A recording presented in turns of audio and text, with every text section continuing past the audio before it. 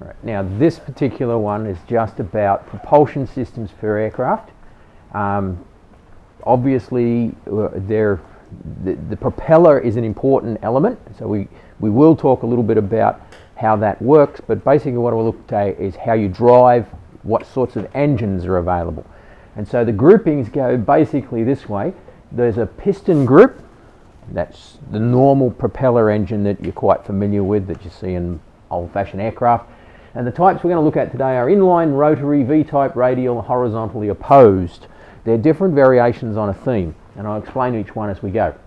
There's another group which can have propellers involved, but mostly they refer to them sometimes in terms of a fan rather than a propeller, but we'll get to those two. So you've got a turboprop, which means it's got a propeller on it, and then the other ones tend to be related to fans, and they're gas turbine engines. Then you've got another group altogether. You can have rocket aviation engines, and there can be things called pulse engines. Pulse engines is sort of like it's sort of spits as it goes in a pulse. If you know something about World War II and the V bombs, so the V1 and V2, the first one called the buzz bomb, right? That's the first one. You often got this little putting sound, and it's a sort of a pulse type engine. Nuclear steam turbine. There actually was an aircraft, the Russians tried it and the Americans did try it too, see if they could introduce a steam powered engine, right? Steam powered engines. So we'll talk about this in a second. Photoelectric and scram and ramjets. Now that group of those ones down there, they're slightly novel. They're not your norm. In fact, some of them don't work at all. Some are being tested and they haven't got them quite right yet. Okay, so going back to the beginning, the very beginning, it's a good place to start. This particular engine, this one here, is actually one of the Wright brothers' constructions. They had it made for their aircraft. Now let's just get the perspective of time here. So we're at the end of the 1900s. The main motive power that was being used on large enough scales to be considered industrial was steam. Steam was driving a whole lot of large things. We had steam-powered boats. We had steam-powered locomotives. We even had steam-powered cars. They were not unusual. They are all very large and heavy because steam engines require a big pressure cylinder. Now we get to the area we want to go into, aviation. Big, heavy engines do not help you get off the ground. They get in the road of getting off the ground. So steam was not the vehicle of first choice. It may have been okay to use heat with a hot air balloon, but then you're lifting a much larger area. It's a bit like a boat. It can take a really big engine because it can displace water to make up for the weight. So it's not worried about it. A steam engine on rails can support the weight. So they can be big things. But when you start think about trying to strap, first off, they don't go very fast, the steam engines don't go really quick. Strap wings to a locomotive, it's not going to fly. Right? It's just not going to happen. So it's too heavy. So they had to come up with a small type of engine. And because petroleum was now being developed, the petrol engines, internal combustion engines were available, and going into motor vehicles, and I mentioned before, first applications tend to be on bicycles. So you get motorbikes becoming a more popular idea because you can make these small motors and they're geared, and all that stuff that was necessary with the development of the bicycle helps with the development of aviation. And as I said last time, it's no small wonder that the Wright brothers, bicycle repairists, were the first people to, one of the first people to really seriously look at aviation because it matched what they were doing. So they got this engine. It's a four-cylinder, four-stroke engine. Now, engines, as we know from cars, have a long crankcase, and each of the pistons is operating one part of the crank and turning it. That long crankcase is rather heavy. So it works up to a point when you're not trying to go fast and you're not trying to lift a lot of weight. When you get to World War I, that type of inline, this is called an inline because all the cylinders are inline, they run rather slow, they chug away, and they have a really large flywheel to keep the consistency of keeping the thing going. So they found that they weren't really producing, one, enough power, and two, they were a bit too heavy with that really long crankcase and all that other stuff that goes with it. So they started to think about, well, what if we took the cylinders and we put them opposite each other and ran a circular crank rather than a long case with a series of connected pins in this circle, so that as each one was going, it was rotating the engine or rotating the big disc and pushing each one as it went round. Not only that, you could now, because you could use the opposite ones that were firing to help drive the whole thing around, you could use them as a compression element. So you can get into a two-stroke situation with these, which means that it simplifies all the controls for firing the cylinders. You still had to get fuel in and fuel out, so you still had to have a form of, and you can see this form here, this opening and closing valve system that allows you to get fuel in and out as the cylinders went round. It was attached to a crank in here, so it was timed for the wheels to rotate. Now the first problem with this stuff is that they generate heat. Your inline engine that we have developed for a car or for a motorbike or something on the ground could be cooled by running water over the jacket, water over the engine. Take the water away, put it through a radiator and cool the whole thing down. Now if you start carrying water up in the aircraft, you're now increasing the weight. So again, trying to minimize weight, one of the solutions was that we keep the engine open, all the cylinders open, have vents. You can just make out the vents around the engines here, air vents, little vents to dissipate heat, so the metal would heat up, but it would have lots of surface area, and it would itself spin in the air.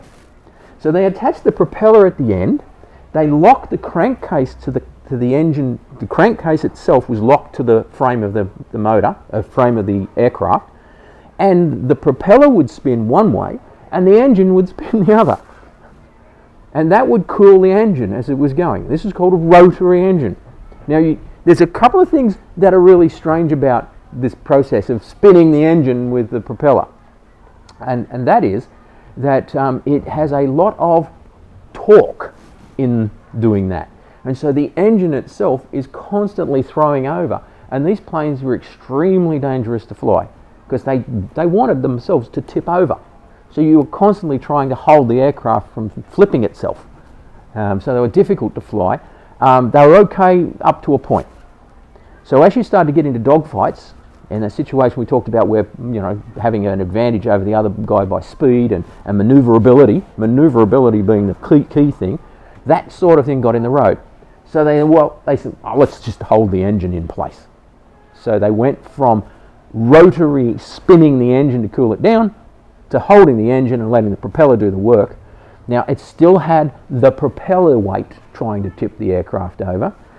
You may have seen pictures of planes in World War II with dual engines. Well, they did have dual engines in World War I too, but fighter planes with dual engines.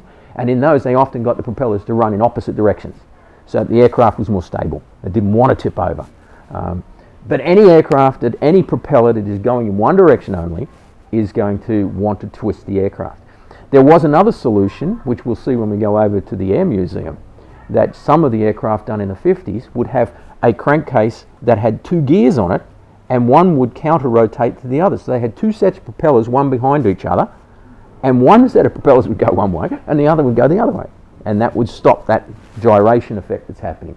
And this two groupings, when the motor spun, it was called a rotary, and when it was held still, it was called a radial, because of the radiating nature. Now the other thing this does is it's smaller, more compact. Being smaller makes it lighter. So for a while, this was the way to go. So they needed to just, this probably right through into the 30s and 40s, you'll see pictures of aircraft with, next thing that happened to get the airflow over it, they put that big cowling over it. So it had a sort of a wrapped over piece of metal that sucked air in and around the engine and outside of the cowling. So often on these planes, you see this big round piece of metal in front of the engine and then nothing behind it, so the air could flow over it, and it was actually directing air over the engine to cool it down. Because you don't want to be carrying water.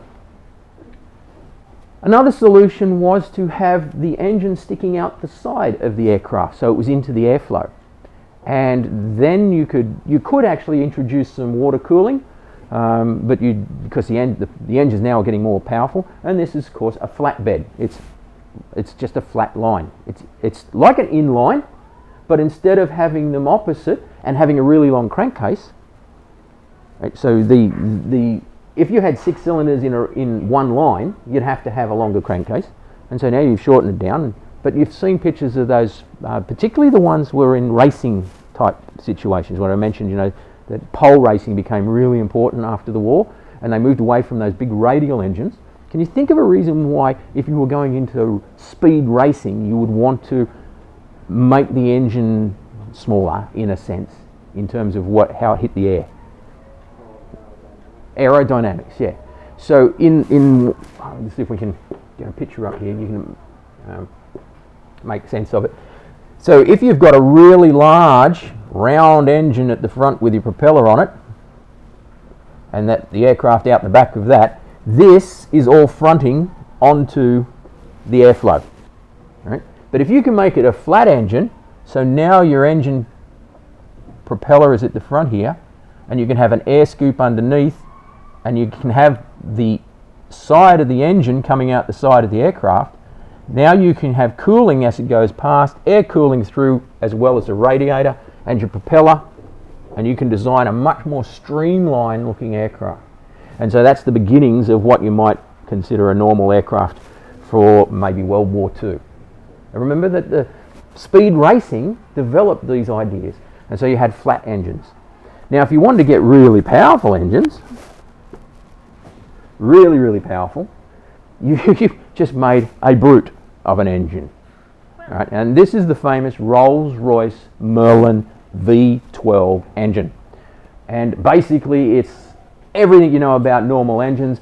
It's got things going on it, like it's water cooled, it's normally aspirated, which means it's got a carburetor with injectors to get the fuel spread so it vaporizes into the cylinders. It's 6 cylinders on each side, so 12 V12. It's got fan forced for driving. It drives a fan at the back, which supercharges the engine, pushes the fuel in, and spreads it out better, so it burns at a higher rate and gets more power. And this is the kind of engine that was shoved into planes like the Spitfire.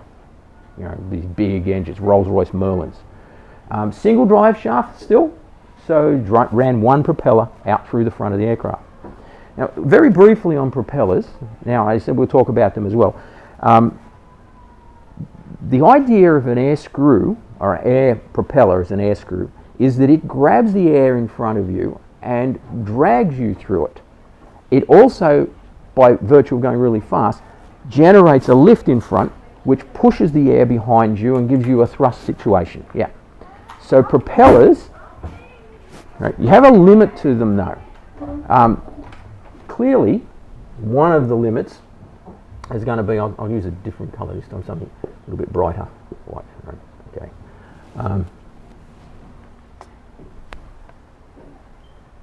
A bit more area on this one. If you have an aircraft on the ground, just a normal aircraft, and your propellers are here, your size of the propeller is limited to when the plane is up and running to take off. I'll draw it up here. Simply because if you don't watch out, the propeller is going to hit the ground. So you've got a limitation on the size of the propeller. Now, how much air you can grab is going to be related to the size of the propeller. So one of the options you can do is to increase the number of blades on the propeller. But then you start to get to a place where you actually get one blade getting in the road of the airflow of the other. So there's a maximum. 5, 6 is probably about as high as you're going to get, because then the space between the propellers isn't enough to drive enough air, so you start to cut into yourself a bit. So propellers are an interesting thing. If you go really fast, you can make them smaller. Towards some of the designs of propellers now are such that the outermost point is the fastest point on the propeller. because it's the largest circumference, it's spinning the fastest. So you've got to worry about tip speed. If you go too fast on the engine, the tip speed of the blade might be sufficient to have it disintegrate itself. So it'll fall apart, particularly if you're making a laminated wooden blade. So you might want to try doing all sorts of different designs. And so they did the design so that the edge of the blade at the end might have a metal tip on it. Another one that comes out later is they actually bend the blade. And the one that's the worst looking is the sickle blade. So the propeller is actually like a series of sickles that bite through the air, and that's so that that tip speed there, maximum amount of air being pushed back, and without the tip speed. So you want small diameters if you can manage, and so propeller design becomes a really interesting combining propeller with the engine capacity. And if the engine's not powerful enough, putting a big propeller on it's actually going to detract from what you can get out of the engine. It's got to be able to drive it. So let's go back to our next one. All right, get rid of this. So there's your propeller, piston, petrol engines. Now, they're all pretty much run on some form of fuel. Aviation fuel tends to be a lot finer in the sense that it's more refined, so it has a higher octane. Because if you're going to carry something with you that's going to be weighty and you're going to have problems with flight if you've got heavy weight, you want to get the maximum out of it, which makes it more expensive to produce. And a lot of early planes didn't run on what we would call petroleum, but ran on things like kerosene style, really thin, high burning fuels with high octane. Later on, we changed, let's just step back a bit. Mid-30s, there was a move towards going back to a concept that was acceptable from steam engines. When you put a steam engine together, you're really blowing hot steam over a fan that will drive a turbine, and that was known, that was well known, and they used that to generate electricity.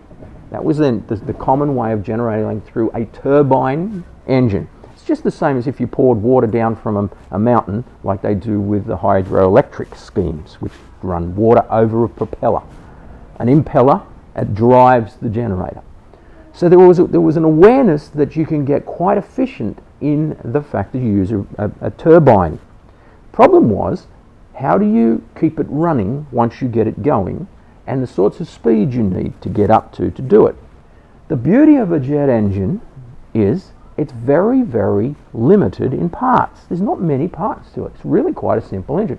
You go back and have a look again at the size of that thing with all of this cabling and wiring to time the cylinders, the big piston rods that are acting. Some of it's actually acting against itself, so you're not very efficient because half the stroke is not actually driving.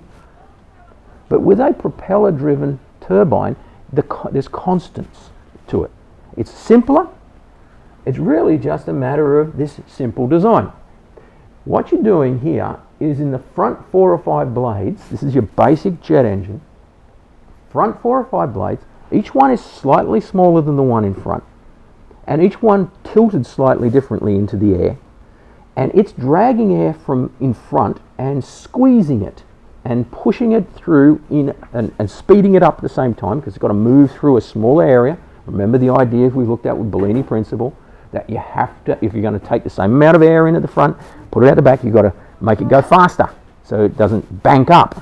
Otherwise all you're doing here is creating an air screen in front of you. So it's squeezing the air. Now when the air squeezes into a smaller area and accelerates, the level of friction goes up between the molecules as they get pushed through the surface. So it also heats up. As it gets hotter, the next thing you do with it is you actually throw some light fuel into it. Small amount, a jet of, say, something like kerosene or jet fuel, which is a high octane aviation fuel, and you light it. And what that finishes up doing is now heats the air and tries to make it expand. But you haven't got anywhere to expand. You can only keep going. You're being pushed in, so you've compressed the air, and then you get some of that compressed air and you use it to keep a fire going, burning, a little fire going inside the cylinder, and it heats the air. The air then tries to expand, and as it's going out the back, trying to get away, you drive another propeller, just in here, that is connected to a shaft that runs back to the front, which drives the impellers. So there are three sections to the engine. This section here, which is where the compression takes place. Then this part here, where the ignition of some fuel sprayed into a little burning cylinder in there that heats the air up, increases the expansion of the air, so it wants to keep moving faster to get out, and it drives a final little propeller at the back, which is actually driving the front. Now the thing is to get it started. Right? You just get the engine going. Now they can do that with other methods now. They have starter engines for it and such. Yeah, just go and open the door for him. So lots of things like that, right? Where am I going? Yeah, so it's really only three parts, one single part through the middle. Once you get it going, it'll run itself, all right? It runs itself. Now, the other types here are just all that one single jet engine being adapted to several different types. This one here, the afterburner one, is the one you see on the military jets. You know, the ones that you see flying up with a big burnout at the back. So it's actually going, I'm burning air in here, but I've also got now hot exhaust gases coming out. Why don't I put a secondary burn at the back, which will even increase it even further. Now, clearly you're going to burn a lot of fuel when you do that. So you have to be like a military jet, where cost isn't important. What's important is giving yourself a boost to get away from someone at certain times. You don't do it all the time. You only do it in climbing or trying to make evasive maneuvers. So that's where that comes in. This type of one we're going to talk about a little bit more in a moment, because it is really important, and in fact those two are the most common of the jets we use today on commercial aircraft. And this one, basically what this is, it looks like a hybrid, doesn't it? It looks like it's got two things going. What's the propeller? Well, you know I said there was a drive shaft coming back through the front here that drives the fan? Well, if you kept the drive shaft going until it stuck out the front, you can put a prop on the end of that. And that's exactly what these two guys do. Now, you don't want it directly in front of the airflow, so sometimes these guys have got a big difference, and I'll show you a slide in a moment where they're different. So that's the turboprop and the turbofan. You're actually running something else out the front of the jet. Let's get rid of that. Here's your turboprop, and the little bit more information here to show you how that works. Big air intake here that isn't like the other one, which is like a Ventura tube coming in, sucking the air in. This one's just dragging the air underneath the prop, and as it comes into the jet engine element, which is here, the jet engine shaft is coming through and driving a gearbox which drives the propeller at the top end, and you can see there's a fair few propellers on this guy to get it going. Now, the jet itself then is assisting out the back. So there's a combination. You're getting the propeller to run off a jet engine because it's simpler. Simpler means less parts means less weight means more efficiency. So jet engines are actually quite good engines. Now we'll talk about something, then you say, well, why don't we use jet engines for motor vehicles? If you think it through for a bit, you can see that one of the things you've got a problem with is heat. Jet engines run at much, much higher temperatures than your average car engine. So your average car engine with a radiator is within a range that's reasonably controllable. But if you put a jet engine onto a motor vehicle and you shove the jet exhaust out the back, the temperature of the air coming out the back would probably melt the tarmac as you drove along. So you really don't want to do that. Or you've got to mount the jet engine really high so that doesn't happen, and then you've got all these problems of weight on the top, and when you go around corners you're tipping the car. So fundamentally, a jet on a car is a dumb idea. You don't need that speed anyway, right? But it's a very efficient engine. Now there have been some attempts to put small jet engines into a motor vehicle, and they haven't been particularly well received, to be honest. They just don't seem to be needed when there's just as much out of the efficiency as others. So I've just mentioned that, you know, jet engines are really efficient. Well, they're not. They're not as efficient as a motor vehicle engine in terms of what you get out of them, and I'll explain why in a moment. It's mainly the heat. But they are in terms of their weight and the number of moving parts. So they're a simpler concept. There's not much going on. It might look complicated, but compared to the Rolls-Royce Merlin engine, it's a lot simpler. Now, the other thing about them is that it took a while, and I was going back to this, I was saying before, about in the mid-30s. Something else was needed to make a jet engine possible. The temperatures we're talking about generating are very, very hot. They're in the orders of around the 1400 degrees Fahrenheit. Now, most metals, including steel, can be melted in those sorts of temperatures. So you're not going to want to build an engine that melts itself. That's not a very good engine. And the other thing is that if you can't contain the violence that's going on inside, you can probably have a catastrophic explosion as a result. And the very first few jet engines, when they were turned on, often did. They just accelerated themselves to a point where it was runaway speed and they blew themselves up. So all the control mechanisms, the kind of metals you needed to have, were not available technologically until the 20s and 30s. And then they started to do some stuff with some alloying that allowed for high temperature alloys. Now, the other thing about an engine that's running at the speeds that these things run at is that any tiny imbalance in the engine is going to cause catastrophic problems at the end. The tip speeds for these rotors can be quite pronounced too. To get the efficiency you need for these engines to compete with petrol engines, you have to run them at really high speeds. You have to run them at really high temperatures, and both of those preclude them from being used on the ground as a normal means of transportation. But in the air, they come into their own, as we'll see in a minute. Okay, so jet engines, simple, not very efficient in terms of the way in which they generate what energy is being used, because there's a lot of losses, but you can utilize those losses to help you with your driving by the heat coming out the back.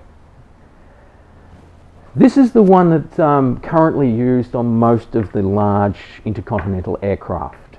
And this is called a high bypass turbo fan engine. In this particular model, what you've got is the original jet engine situation. So you've got the three compartments, you've got your compressor section at the front with the blades getting smaller as it goes, squeezing the air in a tighter spot. So the air's accelerating and heating up at the same time. It's coming through into a burning area where you're pouring a tiny little bit of fuel in, igniting the fuel, which further excites the air, which then pushes on a turbine set at the back, all driving a drive shaft connected through to a large fan at the front, in front of the compressor. It's called a high bypass engine because now what you're doing is getting some additional airflow around the engine, which does two things. Helps with keeping it cool, and also, uniquely, quietens the engine down. Because you now have a moving air barrier between the sound of the jet. And you can use these jets now you can, they're using them more and more to extend the range of times that you can use on airports. Because one of the complaints about jet engines is they're extremely noisy when they're taking off. But these high bypass fan jet engines have quietened that down. Some of them are so quiet that sometimes they, compared to the old-fashioned jets, you probably wouldn't even know they were running from a distance of 1 kilometre because they're that quiet. So this gives you more efficiency. When you just have the jet engine and no propeller at the front, the only thrust is coming from what you get at the back. Now you're getting this additional thrust from around it, which is cooling and helping keep it quiet at the same time. So these jet engines now are about 30-40% more efficient than the original jets, which makes them commercially economic and makes the idea of putting a lot more people into commercial aircraft it's more reasonable for companies to do that. It's one of the reasons why there's pretty much an expansion now in travel by air, because these things work so efficiently for you in that. Now, efficiency I've mentioned about 5 times. I still tell you that in terms of how your heat loss and where it all goes, a jet engine is not very efficient. The most efficient engines tend to be electric engines. Electric motors will give you a better return. You can get up to 80 to 90% sort of things from an electric motor. You're only getting about 30 to 40% efficiency out of these aircraft engines. That's not real cool. Petrol engines, somewhere in the range of 60 to 70 or so percent, because there's still heat losses, but you've got that control. So now you start to think, well, if they're that not very efficient, why would we use them? Why would, of course, we've got two things we can get out of them. Let's go back the other way. This is probably the key thing. Now, it's an interesting question to ask. What is the difference between air down close to the ground and air up high? Density, yeah, because the column of air above you is less. So you are going to lose the amount of air as you go up, which means that grabbing the air and pulling yourself through it with a propeller gets less and less efficient as you go higher. So you tend to find that certain aircraft have a limit. Helicopters, for example, rely heavily on there being a large mass of air to hold lift up. Just quickly, there's another thing I meant to mention is there's a particular jet engine called a turbo shaft engine. A turbo shaft engine is a jet engine that doesn't have a propeller out the front, doesn't have a fan out the front, doesn't use the jet as its main form of propulsion, but drives a motor, drives a gearbox or a shaft. It's the kind of engine that, in fact, the shaft can often be at 90 degrees to the engine. It's the kind of engine that gets used for auxiliary power on some planes. And there's a tiny little, sometimes you see on big, say, 747s, you got that little jet at the back of the tail. There's a hole at the back. It's auxiliary jet. It's really just there to run things like air conditioning and generate power, because you can't plug your aircraft into the local power socket when you take off. So whatever you go up with, you've got to take with you. So all the lights and all the electronics that you're running have to go with you. And if you're going to fly for hours, batteries are not a good idea. So you better take a generator with you. So they use one of them as an auxiliary generator. And they still use a jet engine because you've got jet fuel on board. You're not going to have a different set. And it works really efficiently at the high altitudes. That's petrol engines. When you get up high, rely on air. They burn with air.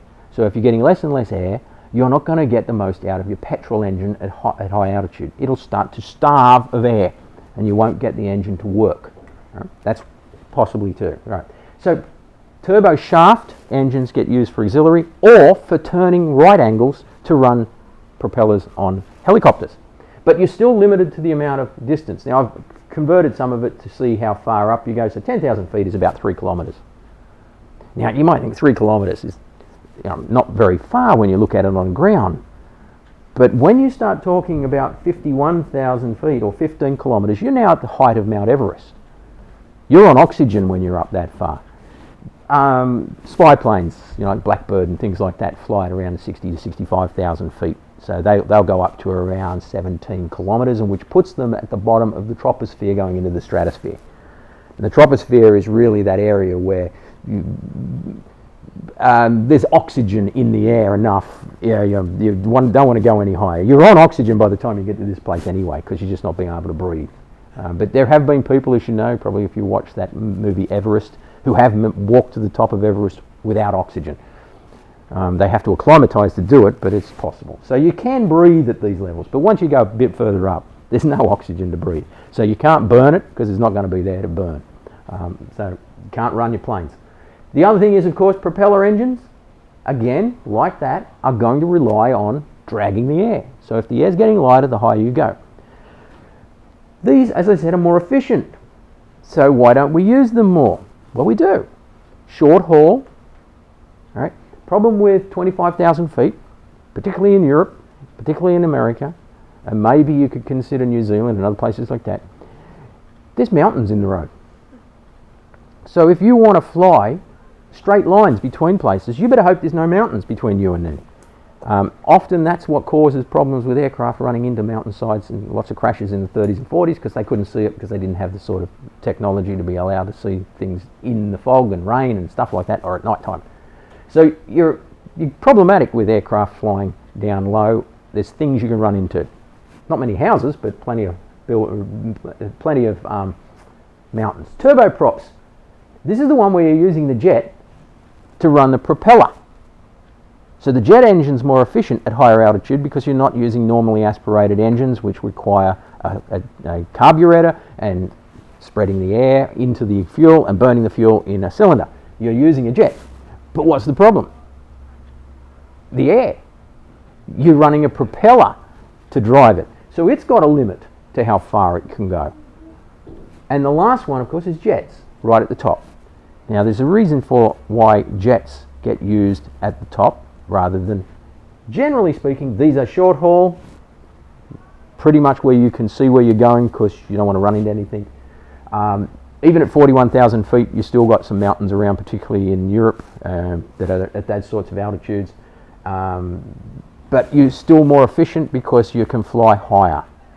Once you go up a little bit too, you start to pick up on movements of air, mass movements of air at certain levels. Jet streams.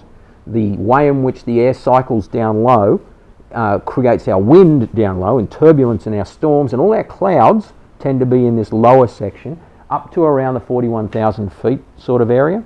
So once you get up here, you can fly above most storms. Now, you won't fly above something like a hurricane because the air being dragged into the hurricane is coming from the troposphere. It's being pulled down. It's one of the generations of what gets cold air coming down. It keeps that thing running. So once a hurricane or cyclone gets large enough, it starts to drag air from up higher, cycles the air into the whole process. So you want to fly around hurricanes and cyclones. But your normal, every Saturday afternoon sort of, like hot summer day thunderstorm, this sort of range here, you can avoid them. But once you start going higher than this, you haven't got enough air to use a propeller. You're stuck with the jet. But the thing is, that poor efficiency down low, once you get high, the jet engines now come into their own because now you're flying at altitudes where you have less problems with the air in front of you. There's less drag as a result of the air in front of you. You are able to travel in straight lines without having to avoid things on the way.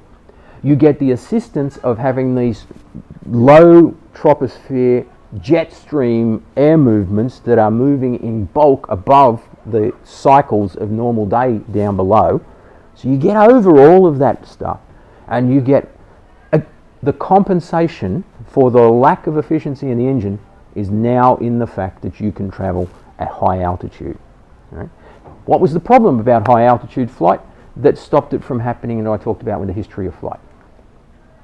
Oxygen, yes. You now have to have a pressurized cylinder and you have to have air being used in a different way for the people involved. So you feel comfortable in the aircraft at those altitudes. You also have issues about rapid decompression. So if you have a problem with a hole in the engine, it always happens, doesn't it? Right? Oh, that's because it's going to be... Right. Anyway, that's pretty much the end of that section. I've got some notes on the motors for you to take, so you can look through that. So just a summary of what we just talked about. For the online people, I'll be putting these up as well. The big takeaways are two things: that each type of engine has had a history of development related to what technologies were available at the time, what material technologies and what engineering technologies were available. And finally, once you start using jets, you can start flying higher and faster, making commercial flight very viable. People want to be places fast and they want goods and services fast. All right, next class, I think I want to show you the video on the Comet, because it's an interesting thing anyway, and I think that's tomorrow afternoon, is it? Tomorrow? Yeah, so we'll do that, and I'll put that one up online for the onliners.